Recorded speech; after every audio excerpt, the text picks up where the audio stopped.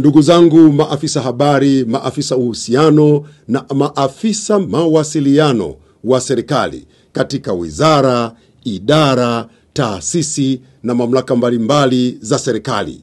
Nawakaribisha katika kikao kazi cha maafisa habari. Mwaka huu ni Zanzibar. Kikao kazi kitaanza tarehe 3 hadi tarehe 6 ya mwezi wa 4 mwaka 2025. Kama kawaida, njooni tutafakari, tufanye tathmini ya kazi tulizozifanya kwa mwaka uliopita na kuweka mipango ya namna tutakavyotekeleza majukumu yetu katika mwaka 2025.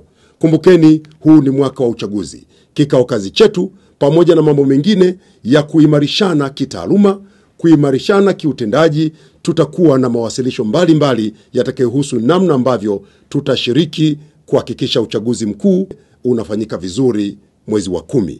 Karibuni sana bila kukosa Zanzibar. Maandalizi ni mazuri, tumeandaa maeneo mazuri ya mkutano, mtafurahia kushiriki kikao kazi, lakini mtafurahia pia matukio mengine. Tumeandaa siku maalum kwa ajili ya shughuli za kijamii, lakini pia tumeandaa siku maalum kwa ajili ya kuitembelea Zanzibar, tufanye utalii Zanzibar.